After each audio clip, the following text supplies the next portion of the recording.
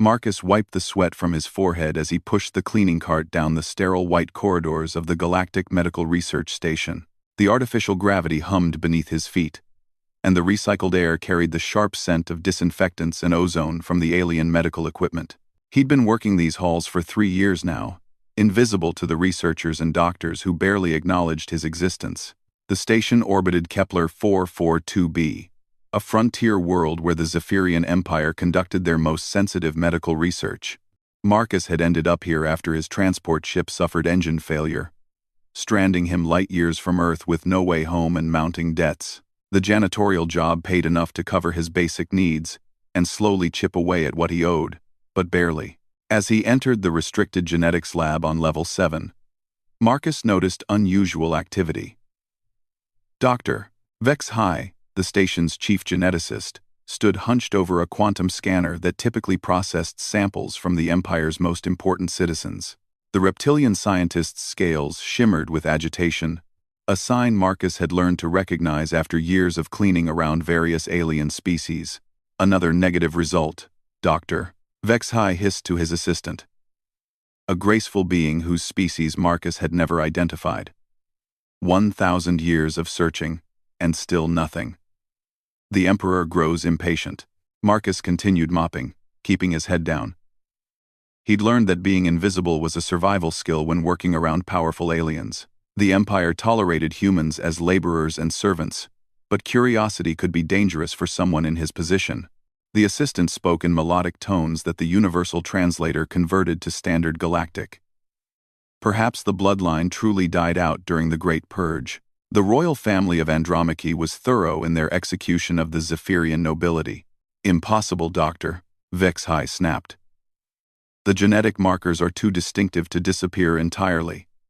Somewhere in the galaxy, the bloodline of Emperor Zixthul the Great survives. The prophecy demands it. Marcus had heard fragments of this conversation before during his cleaning duties. The Zephyrian Empire had been searching for 1,000 years for survivors of their ancient royal bloodline, believing that only a true heir could unlock some crucial technology or fulfill an old prophecy. It seemed like superstitious nonsense to him, but the aliens took it seriously enough to test millions of genetic samples. As he worked his way closer to the scanner, Marcus's cloth caught the edge of a sample tray. Several vials tumbled to the floor, their contents mixing with the cleaning solution. Dr. HFY whirled around, his reptilian features twisted with rage. Clumsy human, do you realize what you've done? Those samples represented months of collection from the Outer Rim worlds. I'm sorry, sir, Marcus stammered, immediately dropping to his knees to clean up the mess. I'll be more careful. Sorry doesn't restore irreplaceable genetic material, the doctor hissed. He turned to his assistant. We'll have to recalibrate the entire batch. This setback will delay our research by weeks. As Marcus cleaned up the spilled samples, a drop of his own blood mixed with the alien solutions. He'd cut his finger on a broken vial but hadn't noticed in his panic to clean up the mess. The contaminated mixture soaked into his cleaning cloth, which he wrung out into the disposal unit connected to the scanner's waste processing system. Dr. HFY was still berating him when alarms suddenly began blaring throughout the lab. Red warning lights flashed, and the quantum scanner's display lit up with readings that made both scientists freeze in shock. Impossible, Dr. HFY whispered, his anger forgotten. He rushed to the scanner, his clawed hands dancing over the controls. The readings must be corrupted. Run a full diagnostic. The assistant complied, but the results remained consistent. Sir, the scanner has detected genetic markers consistent with the Zephyrian royal bloodline. The match is 97% accurate. 2F. Where?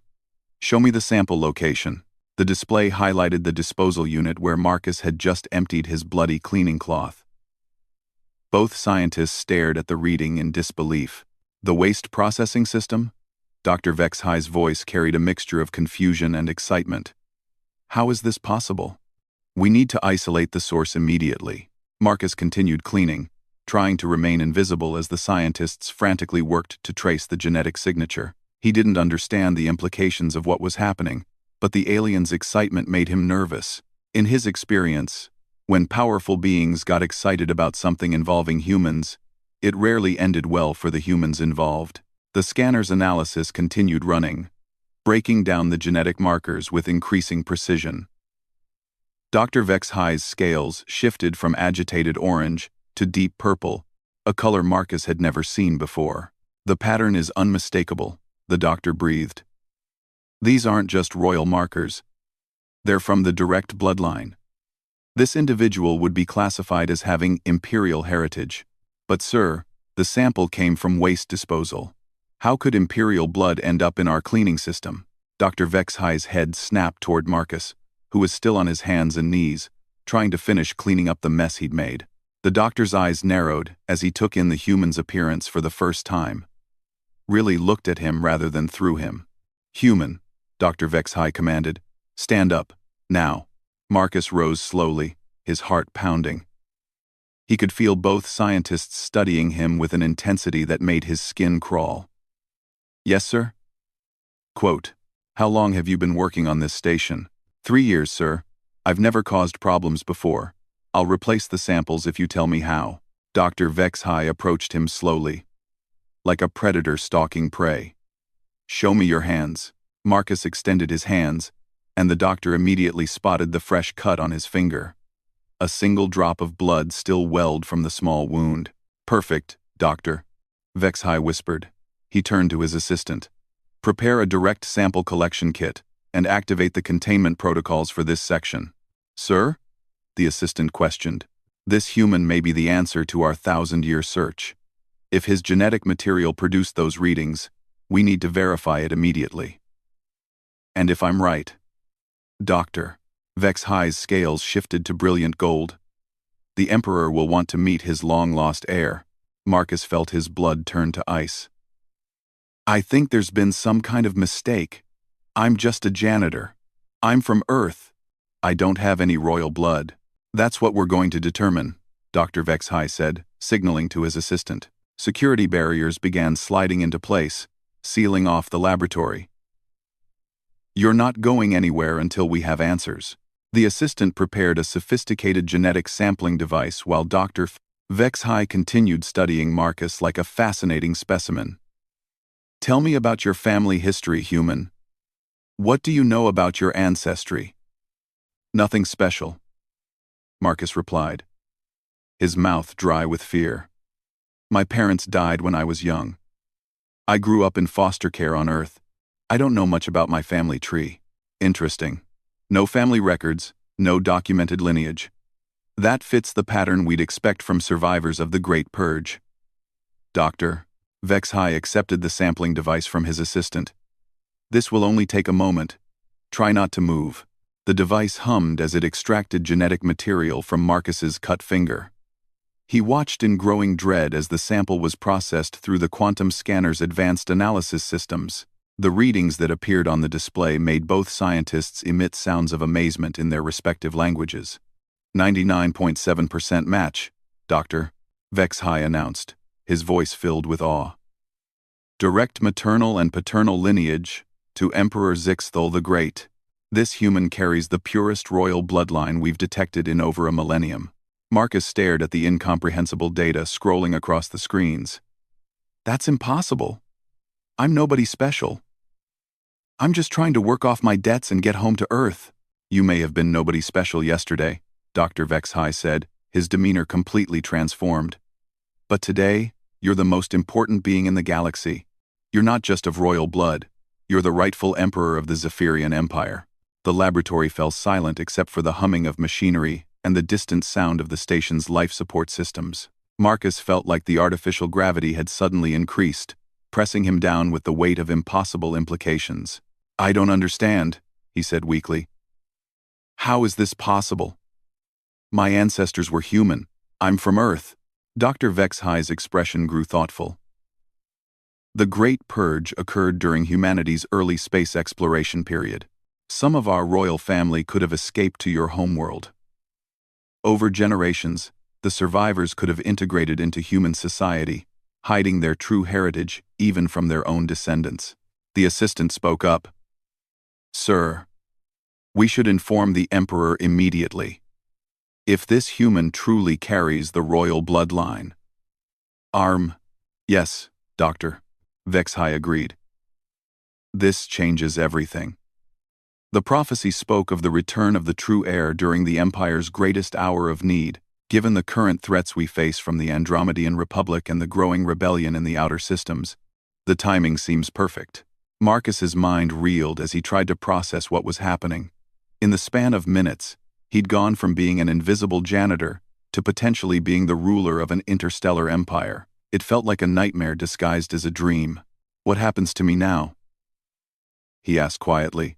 Dr. Vex's eyes straightened, and Marcus realized the alien was actually showing him a form of deference that hadn't been there before. Now, Your Imperial Majesty, we contact the current Emperor's Council and arrange for your immediate transport to the capital world. You have a destiny to fulfill. The words, Your Imperial Majesty, echoed in Marcus's mind as alarms continued to sound throughout the medical station. Through the laboratory's viewports, he could see other sections of the facility going into lockdown. Word was already spreading that something momentous had been discovered. As Dr. Vexhai began composing an urgent message to the Empire's leadership, Marcus slumped against the nearest wall. His simple life of mopping floors and emptying waste bins was over. He was about to be thrust into a world of galactic politics, ancient prophecies, and responsibilities he couldn't begin to comprehend. But somewhere in the back of his mind, a small voice wondered if this was really an accident. Had he really just happened to cut his finger at the exact moment needed to contaminate the genetic samples, or had some deeper force been guiding these events? The quantum scanner continued its analysis, revealing more details about his genetic heritage with each passing moment. And with each new discovery, Marcus realized that his old life was disappearing forever, replaced by a destiny he'd never imagined possible. The janitor was gone. The Emperor had been found. The Imperial transport ship times Sovereign's will times materialized from hyperspace with the distinctive shimmer of Zephyrian technology. Marcus watched through the medical station's main viewport as the massive vessel approached, its hull gleaming with the deep purple and gold colors of the Empire. In just 6 hours, his entire existence had been turned upside down. He now wore ceremonial robes that Dr. Vexhai had somehow procured from the station's diplomatic supplies. The fabric felt strange against his skin, woven with threads that seemed to shift color in different light. A temporary crown of Zephyrian silver rested on his head, marking him as acknowledged royalty even before his formal coronation. The escort fleet is impressive, Dr. Vexhai observed, pointing to the smaller warships that flanked the transport. 12 heavy cruisers and a dreadnought. The current Emperor is taking no chances with your safety, Your Majesty. Marcus still flinched every time someone called him that. I don't understand why this is happening so quickly. Shouldn't there be more tests? More verification? The genetic evidence is irrefutable, the doctor replied. Plus, the Emperor received additional confirmation from the Imperial Archives. They cross-referenced your genetic markers with ancient records and found perfect matches. You're not just of royal blood. You're descended from the direct line of succession. Through the station's communication system, they heard the approaching ships requesting docking clearance. The voice that came through spoke in the formal, measured tones of Imperial protocol. Medical Research Station Kepler 7. This is Captain Thisazara of the Imperial Guard. We are here to escort His Imperial Majesty Marcus to the capital world for immediate recognition and coronation. Prepare for priority docking. The words, immediate coronation, sent a chill through Marcus. Everything was moving faster than he could process. Just this morning, he'd been worried about finishing his cleaning duties before his shift ended. Now he was supposedly about to become the ruler of a 1,000-world empire. Dr. Vexhai had spent the past few hours briefing him on basic Imperial protocol and recent galactic politics. The information was overwhelming. The Zephyrian Empire was indeed facing its greatest crisis in centuries. The Andromedan Republic had been pushing into Imperial territory, claiming that the current Emperor, Zixthul XVII, was a usurper without true royal blood. Simultaneously, rebellion was spreading through the Outer Rim worlds, where populations chafed under Imperial rule. The prophecy of the true heir's return has been central to our culture for 1,000 years. Dr. Vexhai explained as they waited for the transport to dock. It states that when the Empire faces its darkest hour, the lost bloodline will return to restore balance and lead us to a new golden age. But I don't know anything about leading an empire, Marcus protested. I've never even managed a cleaning crew. How am I supposed to rule 1,000 worlds? The royal bloodline carries more than just genetic markers, the doctor assured him. According to our ancient texts, it includes inherited memory and natural leadership abilities that manifest when awakened. You may find capabilities emerging that you never knew you possessed. Marcus doubted that very much. But before he could voice his skepticism, the station shuddered slightly as the Imperial transport connected to the main docking port. Through the viewport, he could see armored figures moving through the docking tube, the Imperial Guard coming to escort him to his new life. Captain Tisizara entered the laboratory with a squad of guards, whose armor gleamed with the same color-shifting technology as Marcus's robes. The captain was a tall, elegant being with features that reminded Marcus of classical Earth sculptures, but with skin that had a subtle blue tint and eyes that held flecks of silver. She stopped before Marcus and performed a complex bow that clearly held deep ceremonial significance. "Your Imperial Majesty," she said in accented but perfect standard. "I am honored to escort you home." "I am honored to escort you home." "Thank you, Captain," Marcus replied, trying to match her formal tone. "Though I should point out that I've never actually been to your capital world." A slight smile crossed the captain's features. "With respect, Your Majesty, the capital world Times is Times your home. It has been waiting for your return for 1,000 years. As they made their way through the station toward the docking port, Marcus noticed how differently everyone treated him. Station personnel who had ignored him for 3 years now bowed as he passed. Dr. Vexhai walked slightly behind and to his left, a position that the protocol briefing had identified as appropriate for addressing royalty. The interior of the Imperial transport was unlike anything Marcus had ever seen. The corridors were wide and high, with walls that seemed to be made from a single piece of some crystalline material that reflected light in impossible ways. Gravity felt different here too. Lighter somehow, yet more stable. Captain Tisizara led him to quarters that were larger than his entire living space back on the station. The room contained a bed that could have slept 6 people, furniture that appeared to be grown rather than built, and a viewport that offered a stunning view of the escort fleet. "We'll reach the capital world in 18 hours, the captain informed him. "The Emperor has arranged for you to address the Imperial Council immediately upon arrival. The ceremony of recognition will take place the following day." After she left, Marcus stood at the viewport watching the medical station grow smaller as the fleet jumped into hyperspace. The stars stretched into lines of light, then snapped back to normal as they emerged in a different star system. He was further from Earth than he'd ever been, heading toward a destiny he didn't understand. A soft chime announced a visitor. The door opened to reveal a being Marcus didn't recognize, humanoid but with features that seemed to shift slightly when he wasn't looking directly at them. They wore robes similar to his own but in different colors. "Your Imperial Majesty," the being said with another formal bow. "I am Keeper Nixos, of the Imperial Archives. I've been sent to help prepare you for what lies ahead. Please, just call me Marcus. This whole Imperial Majesty thing is going to take some getting used to." Keeper Nixos straightened, and Marcus caught a glimpse of what might have been surprise on their shifting features. "As you wish, Marcus. Though I should warn you that the court expects certain formalities to be maintained." Over the next several hours, Nixos provided Marcus with a crash course in recent imperial history and the political situation he was about to inherit. The current emperor, Zixthul.7, had ruled for 60 years but faced increasing challenges to his legitimacy. The discovery of a true heir with verified royal bloodline would either strengthen the empire or potentially create a succession crisis. "The Emperor has publicly welcomed news of your discovery," Nixos explained. "He's presented it as validation of his own rule. Proof that the gods favor the Empire by returning the lost bloodline. However, the reality is more complicated." "How so?" "By law, a verified heir of the direct bloodline has a stronger claim to the throne than a distant relative. The current emperor is descended from Zixthul, the Great's third cousin. You appear to be descended from his direct line. Marcus felt a sinking sensation.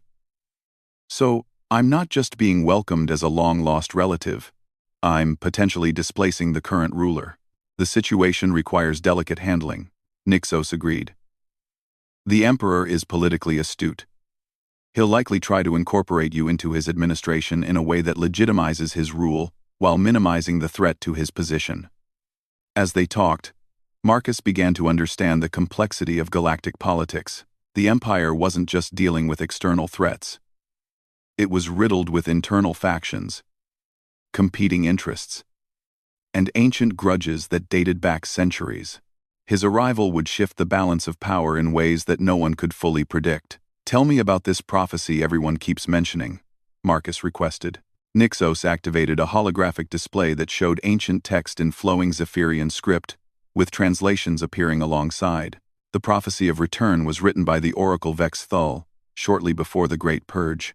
It speaks of a time when the Empire would face destruction from within and without, and how the lost heir would return to restore the true path. The prophecy was written in the flowery, metaphorical language typical of ancient predictions, but certain lines stood out to Marcus. When the false peace crumbles and enemies circle like carrion birds, when the people cry out for justice and the worlds burn with rebellion, then shall the lost child of Zexthul return, born of distant stars but carrying ancient blood. They shall unite what was divided and restore the crown to its rightful place. That's remarkably specific, Marcus observed, almost like it was written with current events in mind. Many of our people believe the oracle possessed true foresight, Nixos replied. Others suggest that prophecies have a way of fulfilling themselves when people believe in them strongly enough. As the journey continued, Marcus tried to absorb everything he was learning. The Empire controlled over 1,000 inhabited worlds, with a population in the hundreds of billions. Its technology was advanced enough to seem like magic to someone from Earth. Yet it was facing serious threats from the Andromedian Republic, which had developed even more sophisticated weapons and defensive systems. The rebellion in the Outer Rim was driven partly by legitimate grievances. The Empire's taxation and resource extraction policies had grown increasingly harsh over recent decades, but it was also fueled by external agitators from the Republic, who were using the unrest to destabilize Imperial control. "What about Earth?" Marcus asked. "What's the Empire's relationship with my homeworld?" Nixos consulted their archive access. Earth is classified as a protected developing world. The Empire maintains observation posts, but has a strict non-interference policy. Your planet is considered too primitive for direct contact. The casual dismissal of humanity as too primitive stung, but Marcus had to admit it was probably accurate from a galactic perspective. Earth had barely achieved reliable space travel to its own moon, while the Empire routinely transported millions of beings across thousands of light-years. As they approached the capital world, Marcus was called to the ship's main observation deck to witness their arrival. What he saw took his breath away. The planet before them was a work of art on a planetary scale.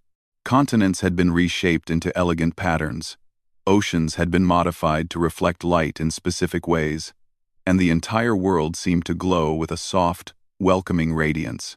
"Zephyros Prime," Captain Thisazara announced. "The heart of the Empire, for over 3,000 years. Orbiting the planet were dozens of space stations, each one larger than any human-built structure. Ships moved between them in carefully orchestrated patterns, their running lights creating streams of color against the star field. But what impressed Marcus most was the sense of age and stability. This wasn't just an advanced civilization. It was an ancient one that had learned to shape entire worlds to match their vision of beauty and function.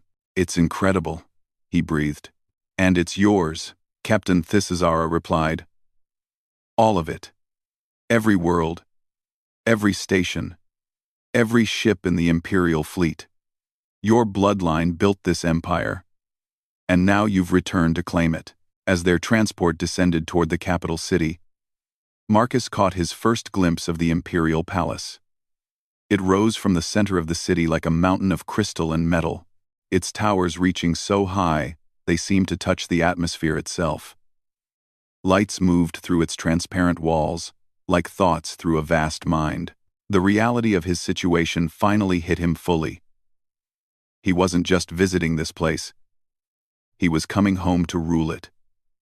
Somehow, a janitor from Earth had become the most powerful being in known space. But power, he was beginning to understand, came with a price, and he was about to discover just how heavy the crown could be. The Imperial Palace's throne room was a cathedral of power that stretched beyond what Marcus thought physically possible. Crystalline columns rose into shadows far above, while holographic displays showed real-time information from across the Empire's 1,000 worlds. The throne itself sat at the center of it all, a construct of living metal and flowing energy that seemed to pulse with the heartbeat of the galaxy. Emperor Zixthul XVI stood before the throne rather than upon it. A gesture that Marcus was beginning to understand had deep political significance. The current ruler was shorter than Marcus had expected, with the refined features and silver-touched scales that marked ancient Zephyrian nobility. His robes bore symbols of authority that had been passed down through generations. Yet his expression carried the weight of someone who knew his time might be ending. "Approach, cousin," the Emperor commanded, his voice carrying easily through the vast space. "Let us look upon the face of our ancestors' lost bloodline." Marcus walked forward across a floor that seemed to be made from a single piece of black crystal. Every step echoed despite the chamber's size, and he could feel the eyes of the assembled Imperial Council studying his every movement. These were the beings who actually ran the Empire. Military leaders, economic advisors, planetary governors, and representatives from the most powerful noble families. When Marcus reached the steps leading to the throne platform, Emperor Zixthul XVI descended to meet him at ground level. They stood facing each other, two men whose shared ancestry reached back 1,000 years, yet who had lived completely different lives. "The archives have confirmed what the genetic scans revealed," the Emperor announced to the assembled council. "This human carries the pure bloodline of Zixthul the Great. The direct succession that we believed lost in the Great Purge has returned to us." A murmur ran through the council chamber. Marcus could hear dozens of different languages and dialects as the representatives discussed this revelation among themselves. Some voices carried excitement, others concern, and a few held what sounded like barely concealed hostility. Admiral Kethara, an imposing figure whose cybernetic enhancements glowed with tactical data, stepped forward. "Your Imperial Majesty, while we welcome the return of the lost bloodline, we must address practical concerns. This human has no experience with Imperial governance, no understanding of our military situation, and no knowledge of the alliances that maintain our stability." "All true," the Emperor agreed. "Which is why I propose a period of transition and education. Marcus will be recognized as Imperial Prince and heir to the throne. He will spend the next year learning the complexities of governance while serving as my designated successor." Marcus felt relief wash over him. A year to learn seemed reasonable compared to being thrown immediately into absolute power. But his relief was short-lived as he noticed the expressions on various council members' faces. Not everyone was pleased with this arrangement. Chancellor Voss's Tack, an elderly being whose species Marcus didn't recognize, raised a jeweled hand. "Your Imperial Majesty, with respect, the Outer Rim rebellions grow stronger each day. The Andromedan Republic has begun massing fleets near our border systems. This may not be the time for gradual transitions. What are you suggesting?" "Chancellor," the Emperor asked, though his tone suggested he already knew. "The prophecy speaks of immediate restoration when the true heir returns. Perhaps the Empire needs its rightful ruler now. Not in a year's time." The political maneuvering was so transparent that even Marcus could see what was happening. Chancellor Voss's Tack and his faction wanted to use Marcus to justify removing the current emperor immediately. They apparently believed that an inexperienced ruler would be easier to manipulate than the current one. Emperor Zixthul XVII's expression didn't change, but Marcus caught a subtle shift in his posture that suggested anger carefully controlled. The prophecy also speaks of wisdom gained through trials. Rushing to fulfill destiny without proper preparation leads to disaster. "Perhaps," Admiral Kethara interjected, "we should hear from the prince himself. Marcus, what are your thoughts on assuming immediate responsibility for the Empire?" All eyes turned to Marcus, and he realized this was his first real test. His answer would set the tone for everything that followed. If he seemed too eager for power, he'd be seen as a threat. If he appeared too reluctant, he'd be seen as weak.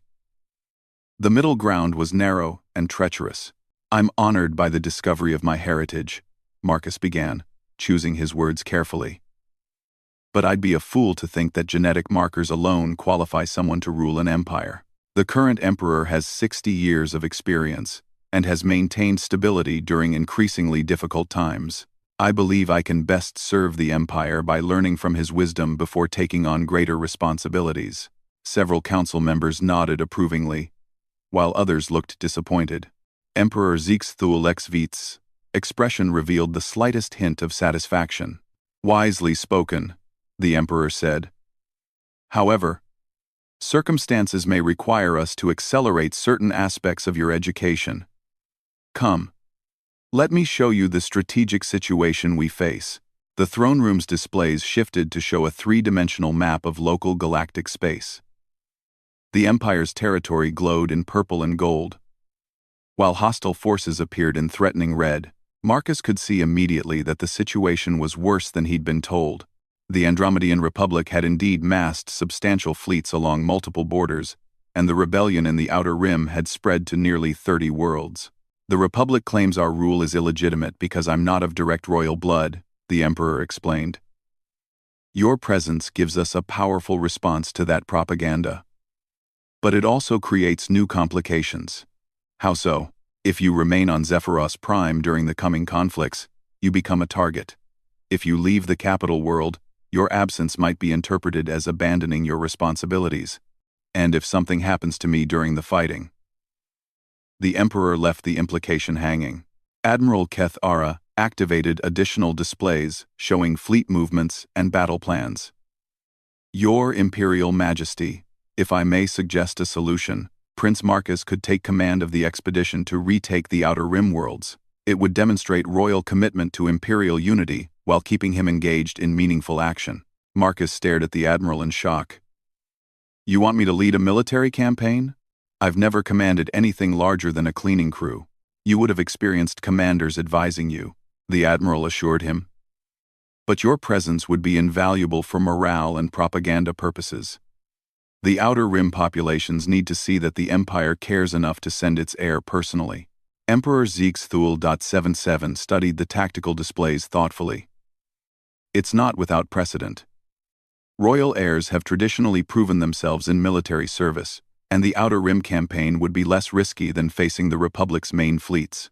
Over the next several hours, Marcus received a crash course in Imperial military doctrine and the specific challenges facing the Outer Rim expedition. The rebellion had been sparked by harsh taxation and resource quotas, but was now being fueled by Republic weapons and advisors. Several worlds had declared independence entirely, while others remained officially loyal, while providing covert support to the rebels. The plan that emerged was ambitious but reasonable. Marcus would command a small fleet of fast cruisers and support ships, along with a regiment of Imperial Marines.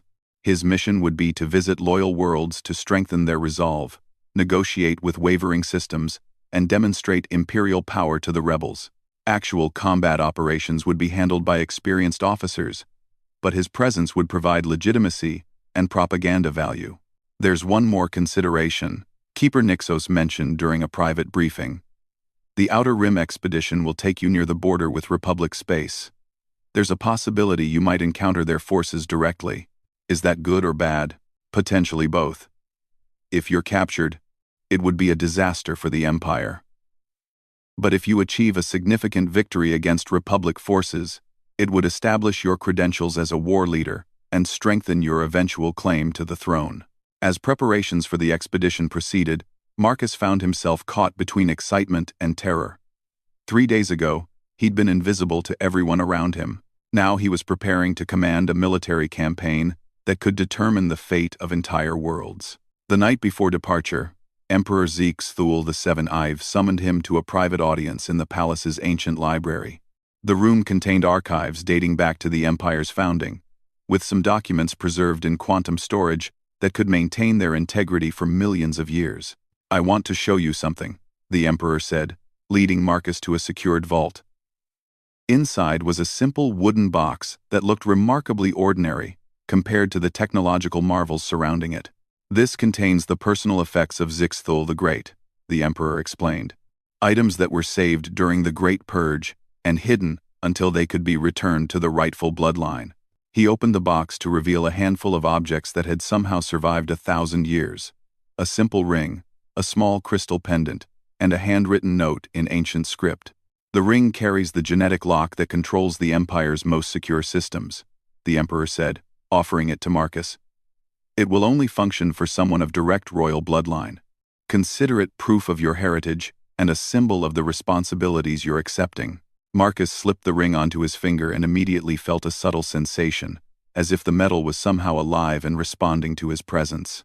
Information began flowing into his mind.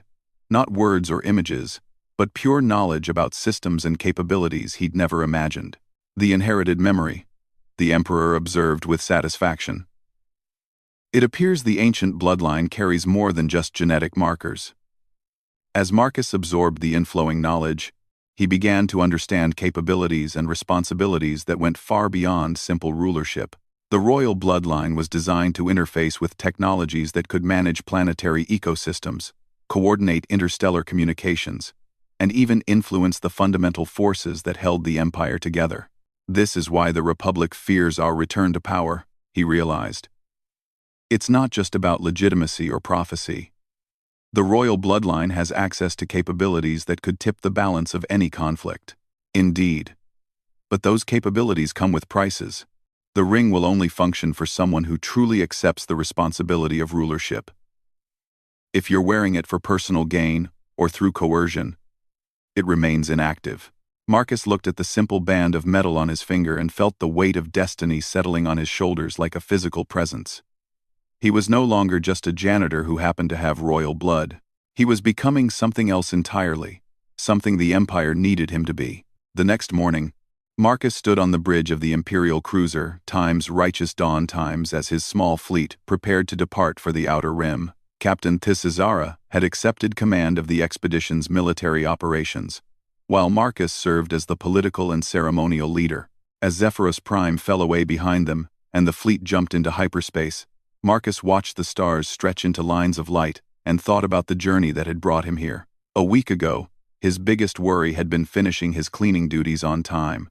Now he was heading into potential combat as the heir to a galactic empire, carrying technologies and responsibilities that he was only beginning to understand.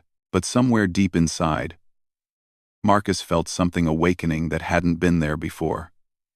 The inherited memories and capabilities were just part of it.